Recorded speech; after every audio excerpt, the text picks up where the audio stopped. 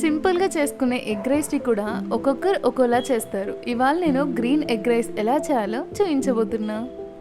First అయితే mixer jar తీసుకొని అందులో ఆనియన్, పచ్చిమిర్చి, అల్లం, వెల్లుల్లి, కొత్తిమీర, మీ దగ్గర పుదీనా ఉంటే పుదీనా కూడా వేసేసుకొని మెత్తగా పేస్ట్ చేసుకోవాలి. ఇలా పేస్ట్ చేసుకున్న తర్వాత కడాయిలో ఆయిల్ వేసుకొని అది హీట్ అయిన తర్వాత మనం గ్రైండ్ చేసి పెట్టుకున్న ఈ మిక్చర్ని కూడా అందులో వేసేసుకొని ఫ్రై చేసుకోవాలి. ఈ మిక్చర్ అంతా లో టు మీడియం ఫ్లేమ్లోనే ఫ్రై చేసుకోవాలి, లేదంటే అడుగు పట్టేస్తుంది.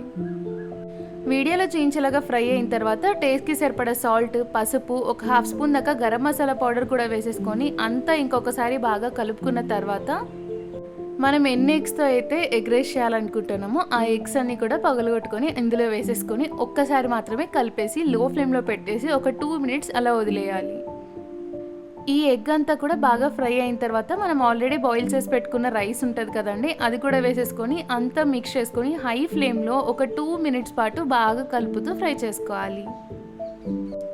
ట్రస్ట్ మీ, టేస్ట్ మాత్రం చాలా బాగుంటుంది. మీరు కూడా ఒకసారి ట్రై చేసి మీకు ఎలా అనిపించిందో కామెంట్ చేయండి. అంతే, సింపుల్గా green egg fried rice ready.